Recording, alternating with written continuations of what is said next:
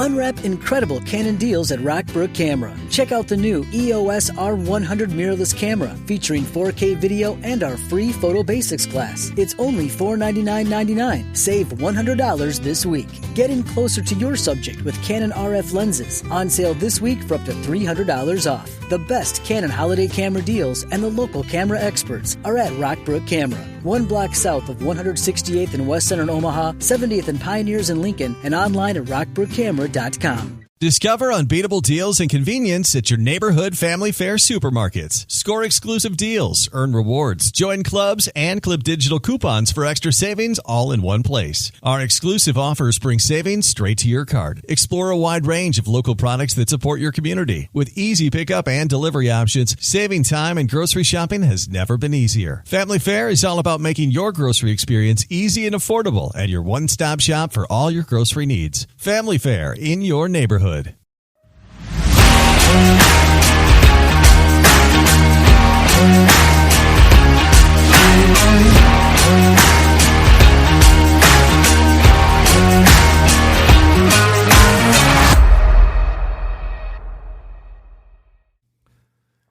y'all, it's Woody Overton, host of Real Life, Real Crime, the podcast, and you're listening to Local Leaders, the podcast. So, from a guy with 3 kids at home, I, like many of you, know the value of keeping children busy. When I say that, I don't mean playing with their iPhone busy or meaningless work busy. I'm a big believer in educational busyness, having fun while they are learning something. Front Yard Bikes is a nonprofit located in Baton Rouge that does just that. Teaching children and young adults ages 6 to 18 skills ranging from bike mechanics to gardening to cooking to welding. My guest for today, Dustin LaFont, is founder of Front Yard Bikes, and Sievers, who brought this nonprofit to my attention. So welcome both of you to Local Leaders, the podcast.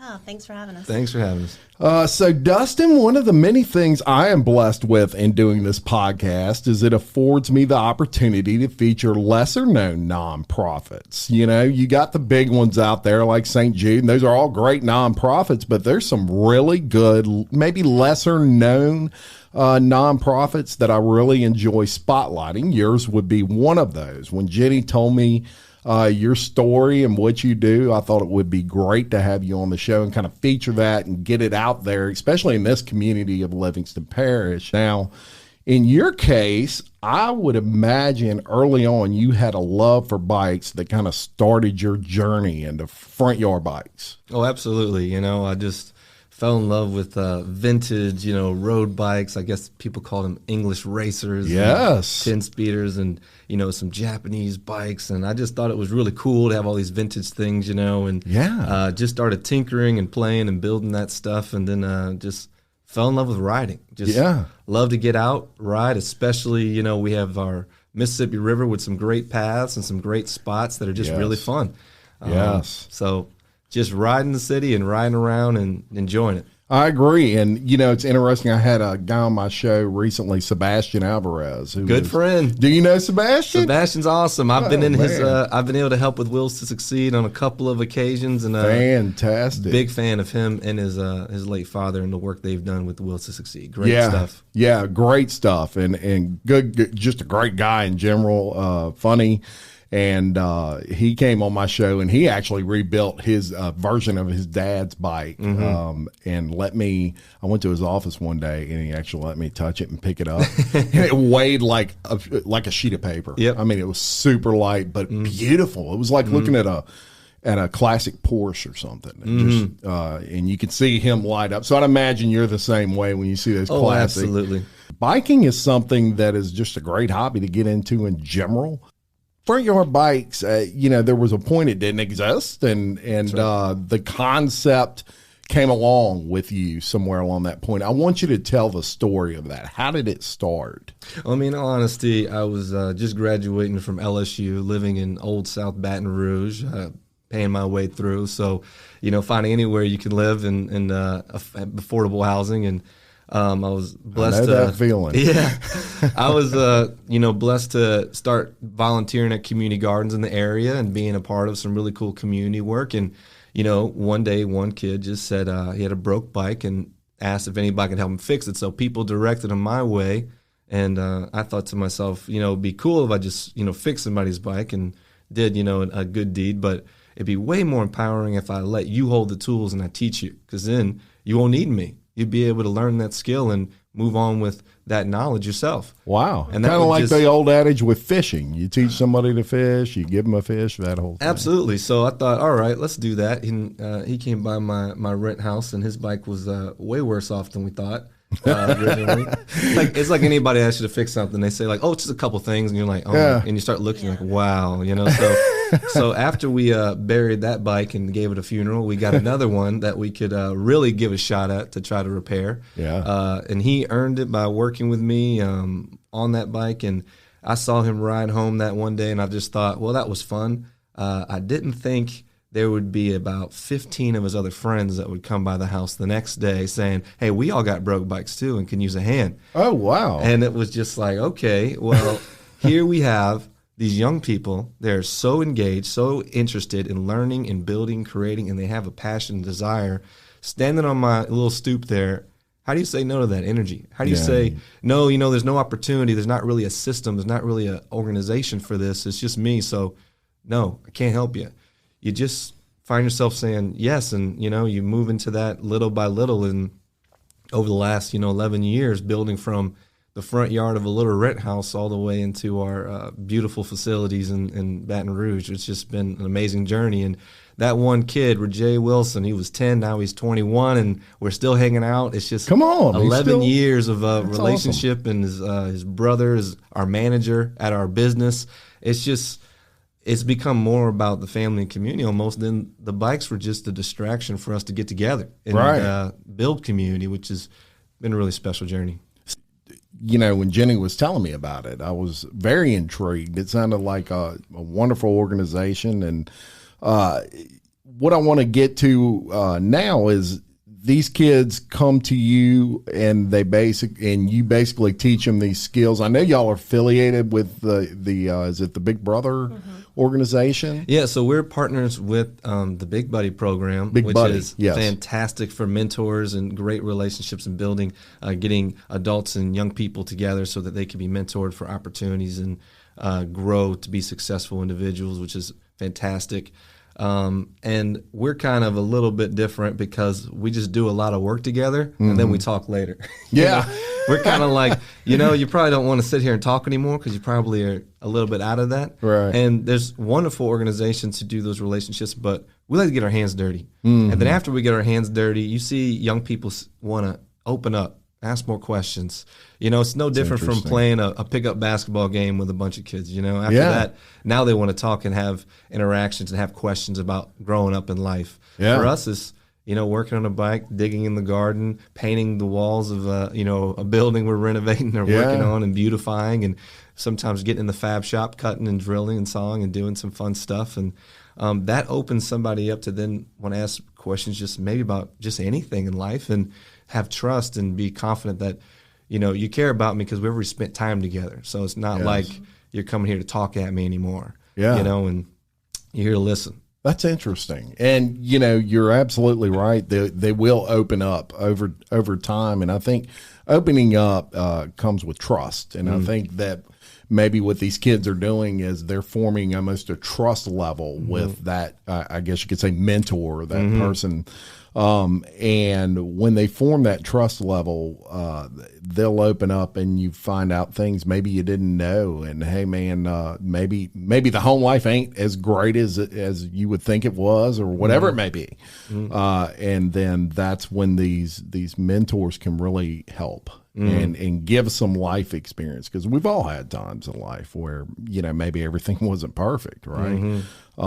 And so that is what I think is a big value to this program is kind of this, it's great that you're learning these skills. These kids are learning something they can take with them. They're learning to work with their hands in general. And we all know trades right now are of any type are really something that lacks as far as labor is concerned. So, your nonprofit is something that kind of starts them off early. They learn a little hard work, but they learn how to use their mind to fix things, and out of that comes the help. And we just love that around here. Now, your experience as it relates to the nonprofit, I had asked you about that in your questionnaire, and I'm going to read this because I found this very interesting. It says, I was a difficult kid growing up, and my mother, who I can't imagine that, by the way. I was a difficult kid growing up, and my mother, who was a principal, always built positive affirmations in me. She never let me quit on myself. So when I began working in community gardens and public schools with youth, I carried those lessons. Young people want someone to believe in them and walk it out with them. I'm fortunate that I've been able to do that the last 11 years, and I couldn't agree with that more. That's exactly what I think young people want. I think some of the problems or some of the issues with young people is they just don't have someone there that they feel like they can relate to. And so shout out to you. I thought that was very well written. And how important is positive influence on people, in your opinion? Absolutely. A lot of people feel like when they're raising kids, and, Jenny probably attest to this, is we always want to tell them what they're doing wrong. Like the first time we talk to them is like, hey, you know what you need to do better? Hey, you know what's wrong? Hey, you know what you need to fix? But just as many times as you say that, you need to say everything that's going right, everything they're doing well. In fact, even the things everybody says, well, they're supposed to do that. It says, look, you got to build it into them, let them know that it's a good quality. You can't just say, well, you're supposed to do it, because then there's no reward for it for young people who want to hear at least something of like, hey, you showed up on time. You're a timely person. You know what? I know you're always on time. And from there on, if you're late, that's against your character, because you're not a late person. You're a timely person. Yeah. You build that positive affirmation, and then you hold someone accountable to be who they are. Yeah. Such as we have some students that, they struggle to get out of their shell, but then we catch a glimpse of them helping somebody. It could be as simple as somebody says, oh, I need a tool, and they pull it out of the box and hand it. And I see it, man, you're a helpful person. Yeah. That's who you are. Yeah. So the second that we're not helpful, I say, hey, you know what? I know you. Wait, I saw you. Yeah. You're a helpful person. That's in your nature. That's in your character. So what's stopping you from being yourself today? Now we're not interested in helping and lending a hand and being involved. And that is a different way of being engaged, where it's like, oh, man, that's me. So I got to do some internal investigation, because I'm helpful, I'm capable, I'm a great helper, supporter, I'm a leader. What's the prohibitors that stop me from being who I am, rather than the other way around of, we got to fix you, we got to make you into something better, because right now you're a mess. Well, nobody wants to stay in a program that long for that. And you think about our relationships with adults and mentors, nobody wants to sit down and listen to everything that's a problem that needs to be fixed with yourself. I agree 100%. Jenny, you agree with that? Definitely. Yeah. It's amazing. I'm just soaking it all in.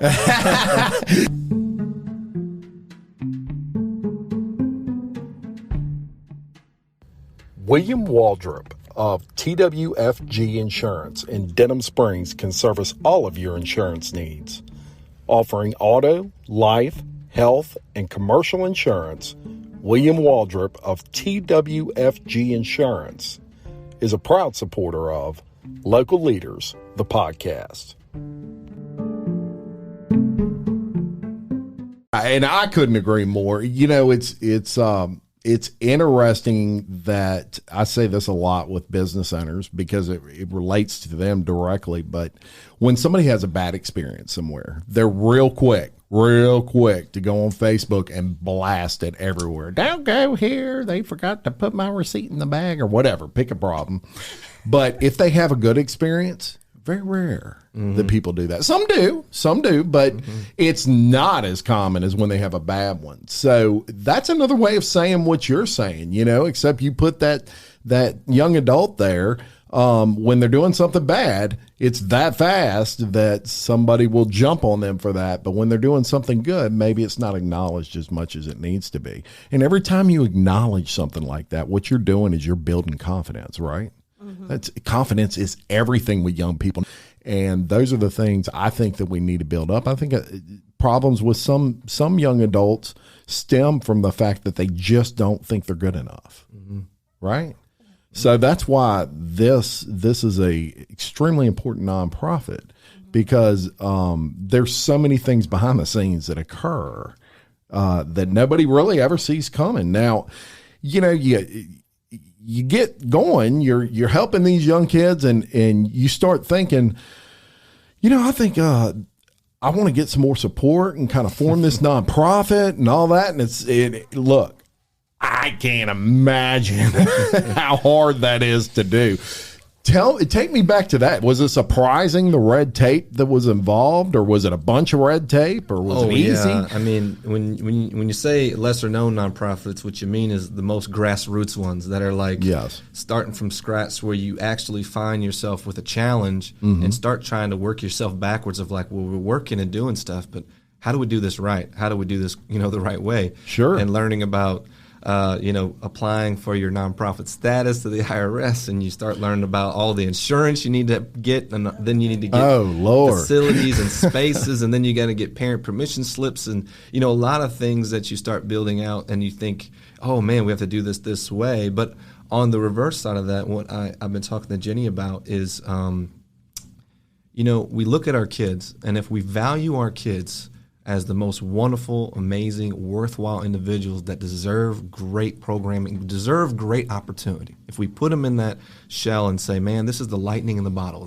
these young people that we have. Yes. Then what kind of program do they deserve? And they deserve the best kind that we can create. So we can't settle, and we can't start to look and say, well, sure, there's a leak in this, you know, warehouse, but it's good enough for what it is. It's a bike shop. Yeah. We start to think, you know what? I want my students, when they walk in, to even feel the building's influence and say, man, the value of who I am when I walk in, because I inhabit these walls, and the walls reflect a lot of me. This is the wrapper on the candy, right? Yes. It's gotta look good, it's gotta feel good, and it's gotta make me think, yes, I'm hot stuff to be in here. I don't know if you ever played sports or if you ever done any kind of event where there's a stage, but if you walk on a stage, there's something about it. If you walk onto the floor of a basketball court or in any arena or football field or baseball or softball field, you all of a sudden get this sense of, man, I'm on the ground. Yeah. This is something great, that I belong here. I'm on this stage, and it's going to be so much fun. So for our kids to walk into a center or a space, a learning space, and feel that way, that's what we have been driving and pushing for. And that red tape, oh man, it's exhausting, and it's there, but we ask ourselves, are students worth it? Oh yeah. And they are. So let's do it. Yeah, absolutely. And that's what you have to have, because, you know, people sometimes give up on things when it gets hard, and leaders push through that. They look at that as opportunity to get better or an opportunity to grow. Absolutely. And they push through it. And you did just that. Eventually, you formed that nonprofit, and then I guess it was all about, you know, we need a place, we need a facility, right, for these kids to go. So how did you come up with where you're at now, which is Terrace Street, and you're adding a Government Street location? Well, thankfully, we had a partnership with BREC, where we were kind of using some of their spaces, obviously some cool trails, some cool parks, and riding around. And so then they had a couple of parks that they weren't able to staff and man, and they offered us some room to lease. And I'll say it's a really, really great lease, because mostly it's the cost of us just keeping the door open and keeping it clean, you know. And they're like, hey, as long as you get young people in here, and as long as we're not charging our participants to be involved, well, you can use it. And talk about a godsend, because, you know, we wouldn't really be anywhere else. It is expensive to get space. It's expensive to keep any kind of space anywhere, and it doesn't ever go down. you know, in value, it goes up. That's right. When you're a nonprofit trying to pour everything into your kids and everything into your programming to be better and stronger, you don't get excited when you're looking at a lease increasing, you know. And so this has helped us really have the staying power to grow to a point where we're now able to do a big expansion in the Mid-City area in Baton Rouge. Fantastic. That's awesome.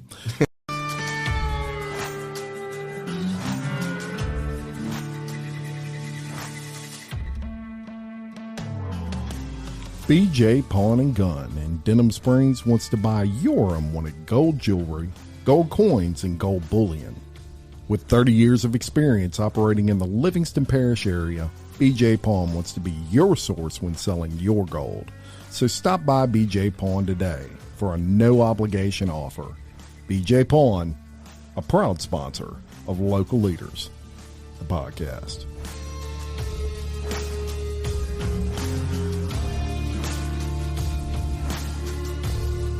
You're in a coalition with 4 nonprofits. Absolutely.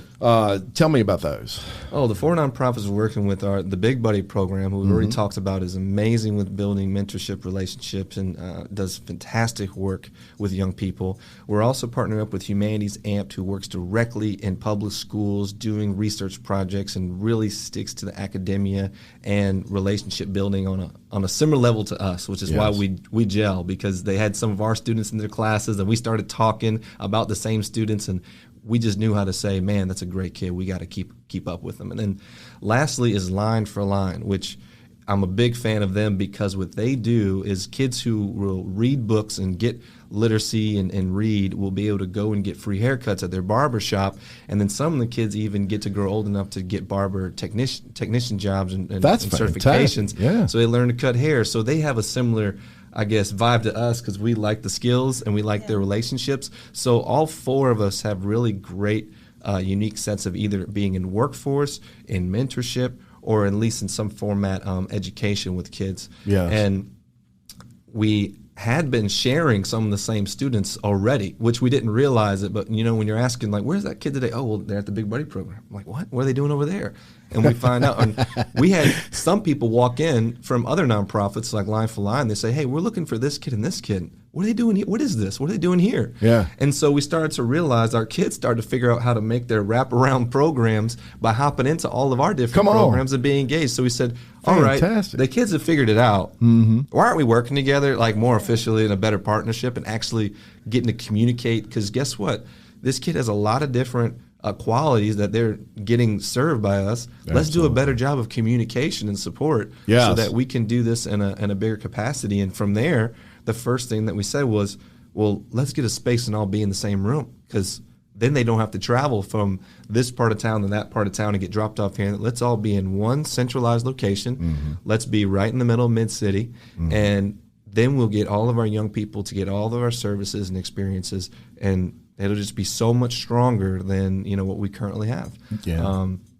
So that's been a big motivation for us to push and to keep doing what we're doing. I think that's awesome. And, you know, another thing that it gives you when you know, kind of get in a coalition with those organizations is it offers some sort of legitimacy. I encourage anyone out there, all my listeners, hear out your nonprofits. Mm-hmm. You would be surprised what some of these nonprofits are doing that are good things. So hear them out, because programs like this are important.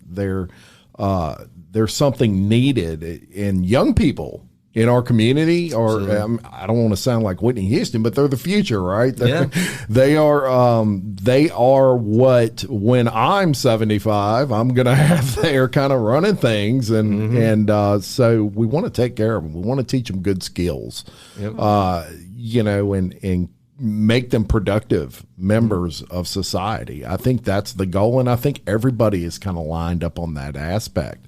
But Front Yard Bikes, you know, you function like any other nonprofit functions. Mm-hmm. You rely a lot on donations, I would imagine, and things of that nature. Tell me about that. Tell me about, I'm going to give you a hypothetical. So let's say a large corporation, ABC, is listening right now, and they're like, I want to get affiliate. I've been wanting to do that. I like riding bikes too, and I think that's great.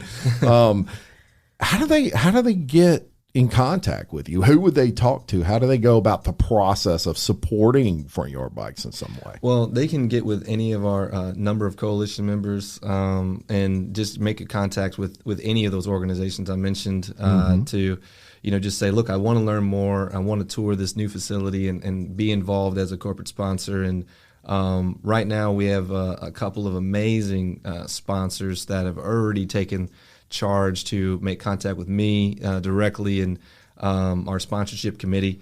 Fantastic. Blue Cross Blue Shield has just been fantastic. Never heard of them. They're key. Hey, they are. They're definitely large and in charge. They are, you know. And there's a number of other organizations, and you know, Baton Rouge General and Capier United Way, and I mean, you go down the list of fantastic. You know, and what's great is it's difficult, like you said, as a grassroots nonprofit to get off the grass of a yard and out of a field and out from under a tent that you're always popping up and get into facilities and spaces and begin to have sustainable long-term programs. Yes. It's very hard. It's easy for a nonprofit to last, 3-4 years. It's very hard to get past that threshold because you get to a point where it's like, man, we're getting stuck in a rut, And for these organizations, these foundations to kind of identify what's really going well with us, and then to invite us to apply, and then to push us further to say, you know what, let's pull you this way because you can do more in this avenue, and even help give some direction and advice to us is fantastic. And corporate sponsors do that just as much as anyone. They can also help us to know what needs of their own clients are, and they say, look, I'm in this very specific community, and I live in this community, as many business owners and companies do, and they say, this is things we would like to see. We want to support, but we also want to get involved. I love a business that says we want to donate. We want to come volunteer with staff as well. Yes. Because as much as the dollar is a really big value, time. When I tell our students, hey, we're being sponsored, because I don't say, we got a donation. I say, no, we have a sponsorship today. Yes. It is by this group, and they're here with their hands and feet because they believe in it that much to build out this new part of the community garden, or help us put this mural up and beautify this area, or this mechanic, bin in space. We're going to rebuild it, retool it, and that excitement, to see that, man, this agency, this big company, or even a small company, even a business that just says, we believe in your worthwhileness so much. We're here to give, and we're here to show up and be with you in the work. Man, what that does to your confidence? That's like any kid finding out that Adidas wants to send you gloves, or I don't know, Nike, wants to send you shoes. You get that same excitement of, yes, someone believes that not only am I the future, but my future is worth investing in. Right. That starts to hit at a different level, because there's a lot of kids obviously struggling with that self-confidence. So, sure. Reaching out to frontyardbikes.com or frontyardbikes@gmail for me directly, or any of those other nonprofits at their websites, and information that we'll provide is the best way, because we're all excited to hear someone believes in our kids. Yeah, and it's great that you're getting those larger corporate sponsors, because as we discussed earlier, it's kind of like, if Blue Cross Blue Shield is doing it, it must be legit. It must be worthwhile. I mean, people think that way, and Absolutely. So there's almost like a side benefit to that.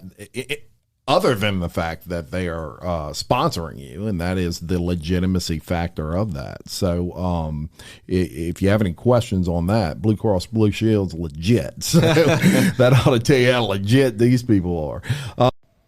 Hey, it's Jim Chapman reminding you that if you have not heard about Anchor, it's the easiest way to make a podcast. Let me explain.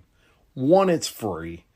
2, there's creation tools that allow you to record and edit your podcast right from your phone or computer. 3, Anchor will distribute your podcast for you, so it can be heard on Spotify, Apple Podcasts, and many more platforms.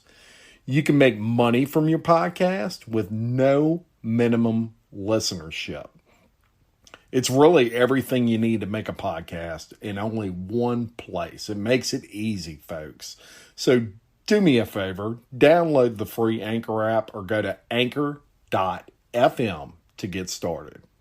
Unwrap incredible Canon deals at Rockbrook Camera. Check out the new EOS R100 mirrorless camera featuring 4K video and our free Photo Basics class. It's only $499.99. Save $100 this week. Get in closer to your subject with Canon RF lenses. On sale this week for up to $300 off. The best Canon holiday camera deals and the local camera experts are at Rockbrook Camera. 1 block south of 168th and West Center in Omaha, 70th and Pioneers in Lincoln, and online at rockbrookcamera.com. The holidays start here at Baker's with a variety of options to celebrate traditions old and new. You could do a classic herb-roasted turkey or spice it up and make turkey tacos. Serve up a go-to shrimp cocktail or use Simple Truth wild-caught shrimp for your first Cajun risotto. Make creamy mac and cheese or a spinach artichoke fondue from our selection of Murray's cheese. No matter how you shop, Baker's has all the freshest ingredients to embrace all your holiday traditions. Baker's, fresh for everyone. Now, let's talk about the services a little bit, the nonprofit, because it's much more than just building bikes, right? Exactly. You do a lot of things there, cooking classes and welding classes. Tell me about those, the individual services that you offer a little bit. Well, yeah, it's summertime, so we're putting our kids into groups and classes right now. So we have our welding fabrication class, or we have our high school group, middle school, and elementary, and we take them into our fab shop to teach how to use basic tools like chop saws and angle grinders, and what's our PPE, personal protection equipment, that we have to wear every single time we walk into a room, and what's the paths we walk for safety and making sure that we can get to our equipment and then be ready to prep anything. And then we have a wonderful welder, and Mr. Will Adams, who does TIG welding and MIG welding with the students, and does a lot. There's a lot of observing, not a lot of hands-on right away, but then a number of the students get their hand on a MIG torch and a TIG torch, and be able to actually touch down on it and get a sense of what this kind of field is and what that kind of career is, which is amazing. Yes. So along with that, we have this community garden that we do gardening classes, because everybody loves to know how to grow your own food and really think about sustainable food, because we live in food deserts. There's not a lot of groceries everywhere that are convenient to get fresh produce. So growing from home, and then I grew it. What do I do with it? There's a lot of kids that say, look, it's a sweet potato, or is it just a football? And they're just like throwing it around. It's like, I don't know what to do with this thing. So we had to get a kitchen, and we had to say, look, if you're growing and you're learning all this great thing about nutrition and food, well, how do you prep it? What do you do with it? And we have some great food culture, obviously, in Louisiana, but a lot of our kids, I'm telling you, and this is a call out to any parents, pull your kids into the kitchen. Yeah. Pull them into the kitchen when you're cooking. I know I got little ones. Yeah. It's a lot easier to say, just go sit on the couch and watch TV and let me cook, because dinner will be a lot faster. Yeah. And I don't have to stress out about it. Right. But the experience they get by knowing what's going on to the plate and how it's happening. And so taking stuff out of our garden, bringing it to our little demo kitchen, and letting the kids learn just some basic cutting skills and cooking skills and basic recipe stuff, so that when they take that stuff home, it really gets eaten. It really gets in their diet. Otherwise, it's a whole lot of pretty gardens and fluff, but doesn't get to the table. That's a good point. And the last one, which is obviously the big fan favorite, is the bike program, because when you come to Front Yard Bikes, you're coming to earn a bike. You're coming to walk down these aisles of used, pre-loved old bikes that have been through stories of other kids riding around, skinning their knees, having great summer fun. And you look and say, which is the one that I'm going to fix up and be my bike?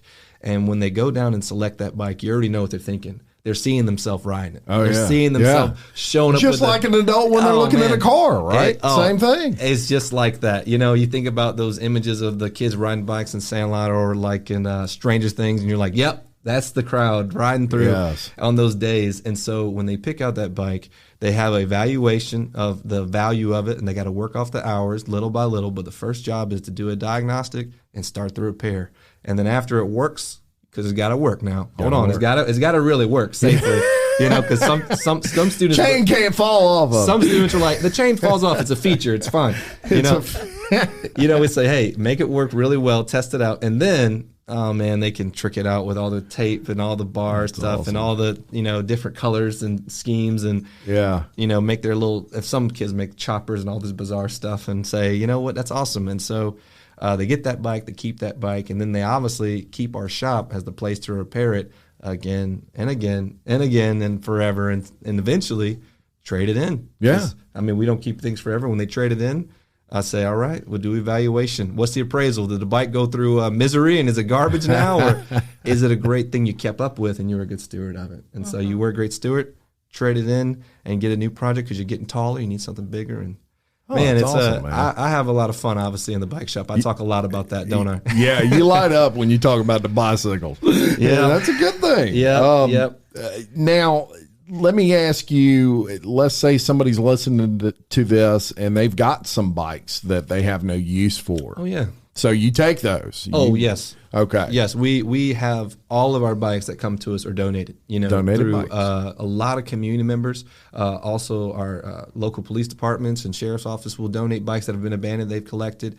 Sometimes very good. our local universities, who have abandoned bikes on campus, will call us to try to do some pickups. Even in big apartment complexes, large apartment complexes, sometimes have a problem with. They've had tenants, they have moved away and they've left their bikes in old racks and don't know what to do with them. They just communicate with us, and we can kind of sometimes glean some bikes from that. Now, I will tell you, some bikes are a lot more parts than bikes, but parts are what we need. We need to make repairs. We need to fix things. Even during, obviously, this past year of a pandemic, we had so many used bikes that we were able to help other people's bikes still work because outdoor recreation became huge. Sure. And people had old bikes, and we had, thankfully, the old parts to fix those old bikes. So that was predominantly a lot of our retail operation in Mid-City, where we're fixing, selling, and doing a lot to keep fundraising our programs, and obviously making jobs. We want Front Yard Bikes to always be about making employment opportunities that our kids can get the experience to move on to better and bigger organizations and companies from us. So absolutely. And have y'all ever done like bike drives or anything like that, or had?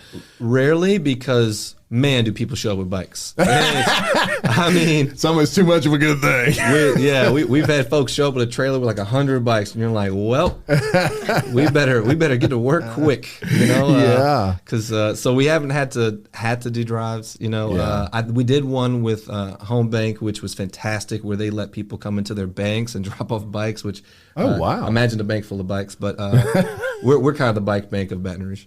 But so we've had some great efforts there. Very good. Very good. Now,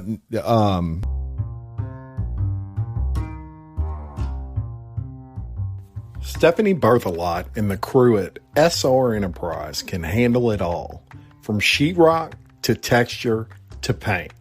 Give Stephanie a call at 504-432-9284. SR Enterprise, where they spread the paint and you spread the word. Again, I want to encourage everyone to really listen and grasp what all the outside things that this nonprofit does. Aside from it's the fixing bikes and all of that are great things, but it's kind of like the behind the scenes things that these kids are getting through that really matters and are something that I really see out of it. Now, as far as volunteers, as we discussed earlier, you love those. Absolutely. You especially need some volunteers in the garden and lawn care section of what you guys do. Oh yeah, definitely, especially in summertime.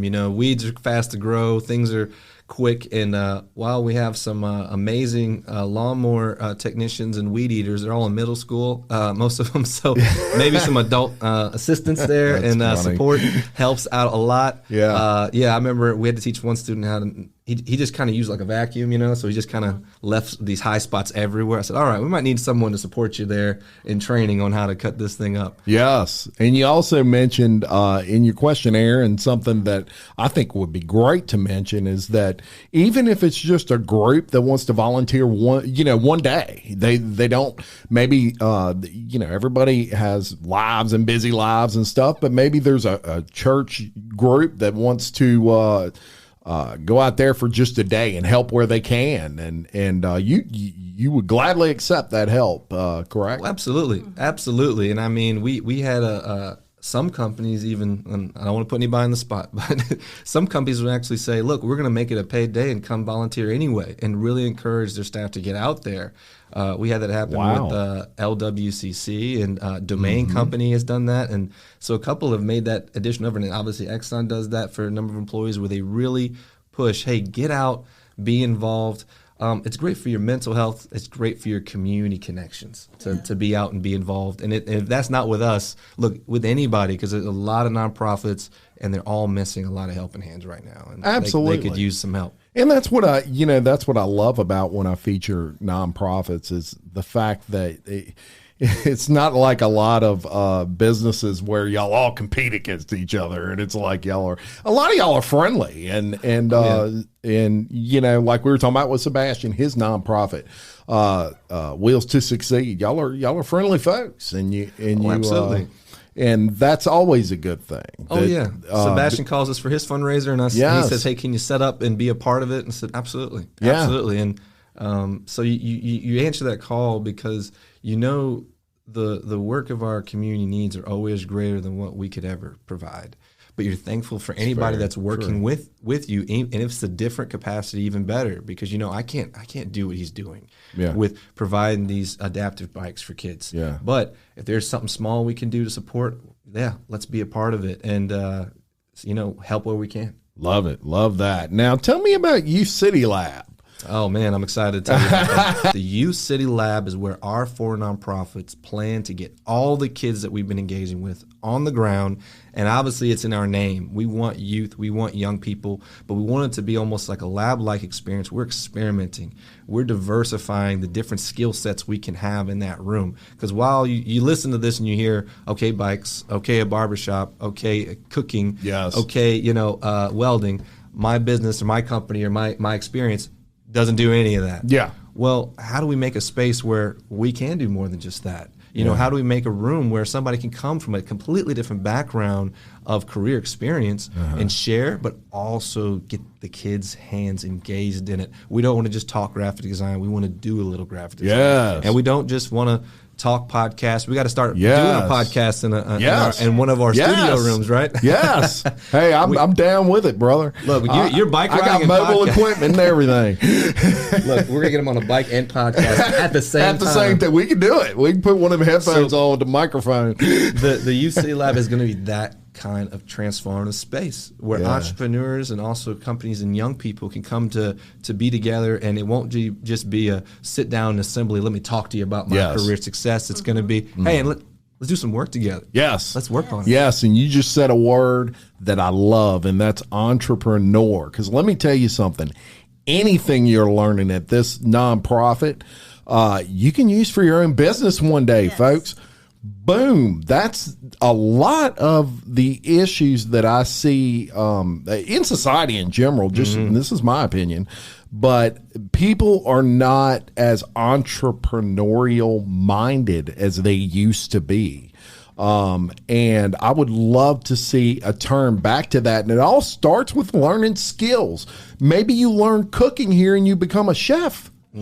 You know, maybe you learn to fix a bike and you own a bike shop. Yeah. Wouldn't that be great one day for these young adults? And those are things that I'm passionate about. I love business, and I love local family-owned businesses that started from nothing and built it. You're no different than that.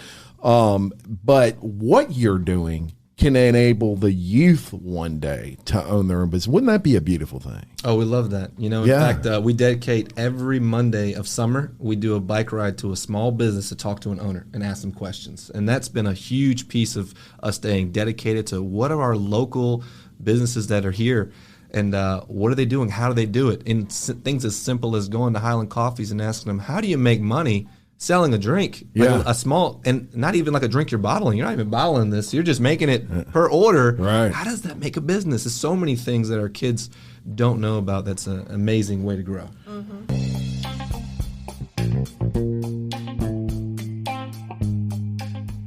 From humble beginnings in 1989, Big Mike's has long been a place for friends and family to gather for lunch, dinner, and drinks.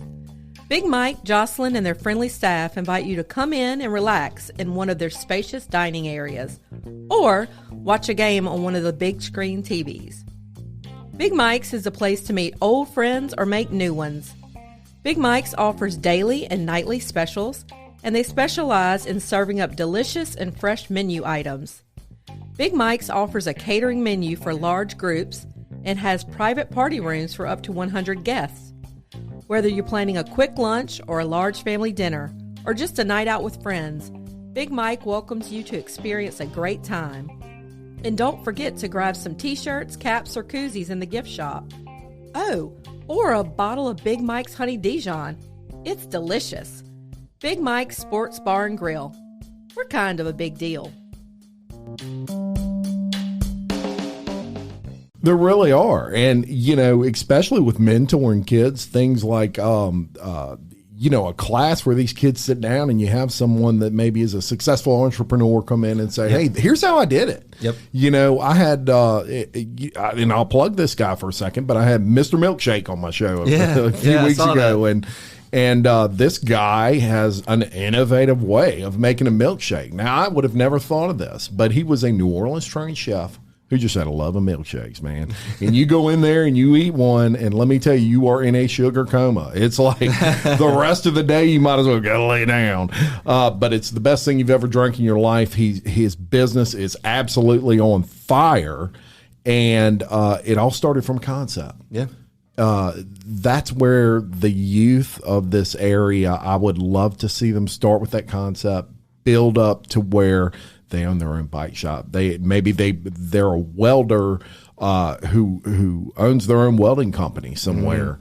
Mm-hmm. Man, how huge is that? And so that's really what appeals to me. So you're doing great things over there. I love the concept with Youth City Lab, and I agree 100%. And so has that come to fruition yet? Is it still kind of in the planning stages? Where are you at on that? We're in phase 1, so we've been able to get just the ground floor and get into that occupancy permit and just getting the basics in. We're going to be moving in our full-time service retail bike shop in there first, because that is a revenue generating arm that's going to help us to keep building the rest of the components.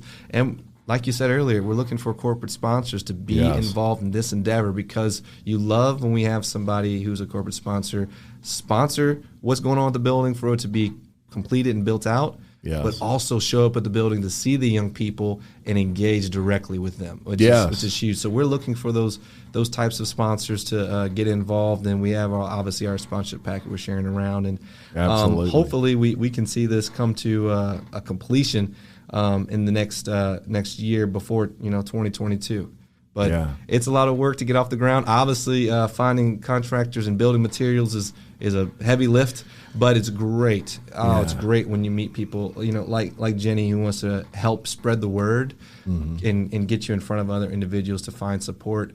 When you say business, yes, we need entrepreneurs, but we need people that can work too. Yeah. Like you go into restaurants, you go anywhere, they're low staff. They need people. Right. In what better way? That's what grabs me. Well, and that's it's very true. I mean, there's certainly a labor shortage in the market of people, and we see that with the labor market. So you're exactly right, Jenny. They do, even if they don't have necessarily that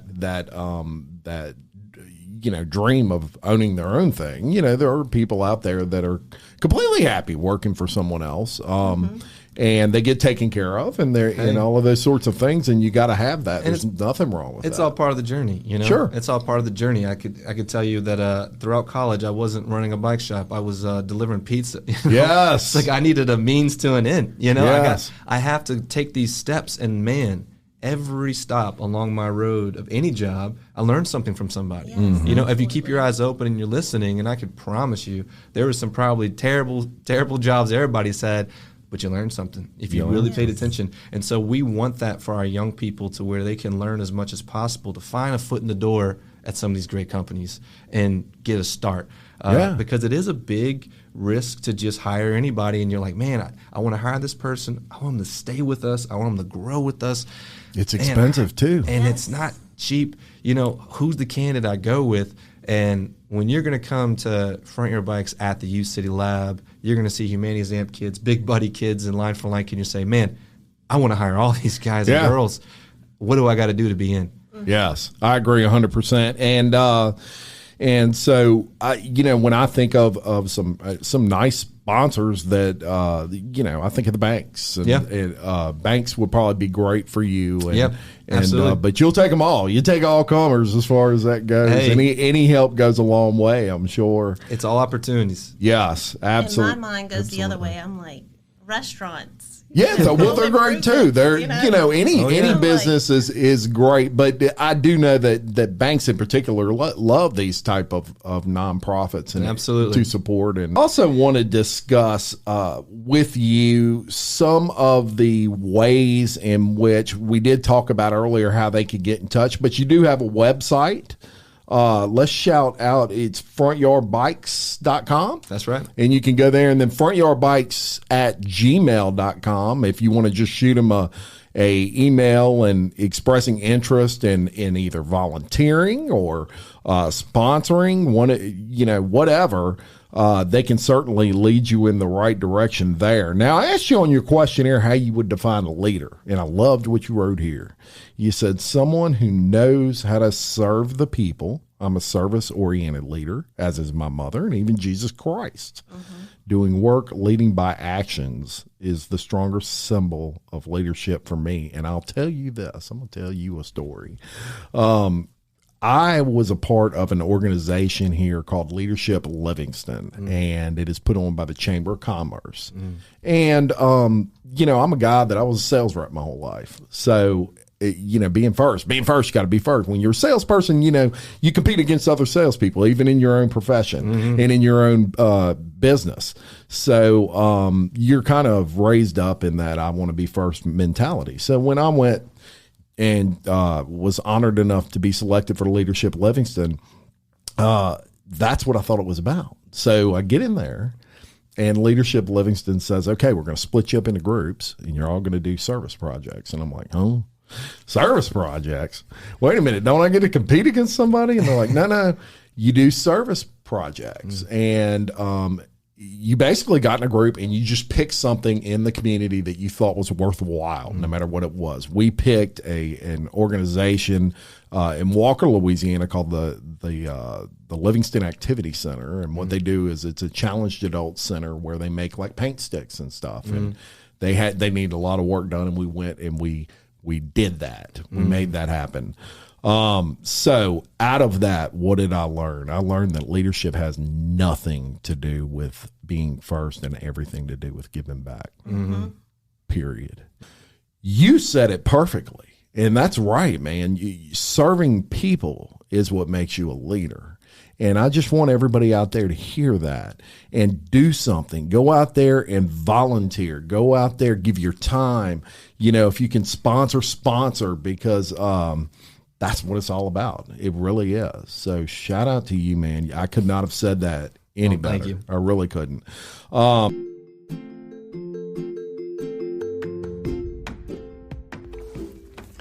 Dane Arnold with iTrade Exchange has been enabling small business in the Livingston Parish area to save cash through his network of over 300 participating Livingston Parish businesses. Saving cash by trading services with other exchange members is what iTrade Exchange is all about. For more information, contact Dane Arnold at 225-205-3640 or visit iTradeExchange.biz. So, we did some fun facts with you. Yes, and with Jenny. I didn't think we were going to get to these. Oh, yeah, we're getting to them. I wouldn't let you get out on that. So, if you purchased a yacht, what would you name it? You said Miss Aldreamer? Miss Aldreama Smith. Aldreama Smith. 91-year-old volunteer. Tell me about her. Miss Aldreama Smith is a 91-year-old volunteer and a garden master. She has the master craft of touching anything in our garden, and it grows. Go on. And boy, at 91, she drives down to our bike shop, and if she has some small meal plates or something she's made, she's giving them out to everybody. And she has such a caregiving heart of service. And at 91, like you said earlier, sometimes it gets tough and you can hang it up. I'm like, Miss Aldreama, you're 91. Call me. I'll come to your house and pick something. She's like, no. I just wanted to get out and I wanted to come give some things. I knew you guys were here. Boy, so I said, you know what? If I make it big and I have to put a name on the side of a big boat, you better believe it's going to be Miss Aldreama Smith. I love it. Cruising through. There you go. The big yacht. I'm going to know it's you when I see that. Miss Jenny, not to be outdone, I'm not even answering it now. And Oasis would be the name of your boat. So there you go. Yeah, we got. If I see either one of those, I'll know. Now, the second thing I asked you on those fun facts was what was your dream job when you were 12 years old? Children's book author. Yeah, why not? I like that. I like reading them. Yeah. The easy books, not the hard ones. Yeah, not the hard ones. They got to be big words and short sentences. More pictures. More pictures. I hear you. Jenny, not to be outdone, you wanted to be a cartoon voice. Yes. I can see that about you. Yes. I can see that. It was just always something everybody, I don't know, critiqued or said something about me, and I knew I had a unique voice. Yeah. So they were always, so I just wanted to use it. Yes. So we're gonna work together. I'll draw the book, and then you'll be the voice because kids gonna need the motion picture. That's right. And I'll record it. That the other day, I was like, there we go. Start YouTube and me reading books. If you could have any superpower, what would it be? You had a good one, man. And the first time I've had this one said on the show, breathe underwater. Oh, absolutely. That's pretty cool. Absolutely. I wouldn't have thought of that one, but I like it. I think I want to breathe underwater too. Jenny, not to be out. And look, this tells you about Jenny right here. This tells you about her soul, right? Her superpower would be to make people feel love, peace, and joy. How sweet. And awesome. But that tells you about your like, your heart. Yeah. Very good. I think that one's better than mine for sure. Yeah. I was like, I thought she got you back for the yacht. It sounded good in my head.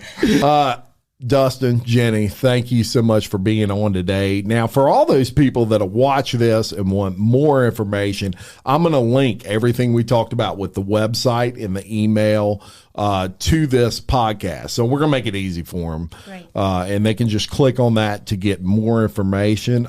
If you know any organizations or businesses that would like to get involved, tell people about this, share this podcast. That's a big important thing because social media is huge for your nonprofit, I'm sure. I mean, it's all about getting the word out, is it not?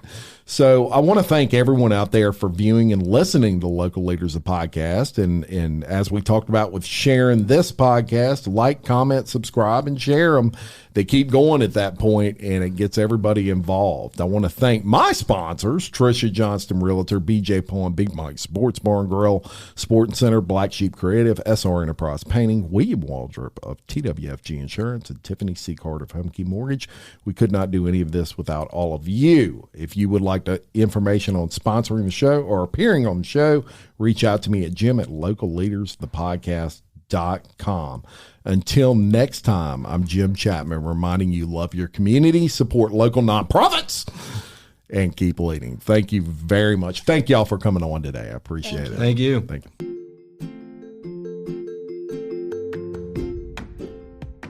Black Sheep Creative understands the importance of digital marketing and your return on your investment. It's their aim to provide professional web and graphic design services at a price point that smaller businesses and startups can afford. Get in touch with them on the web at blacksheepcreative.com.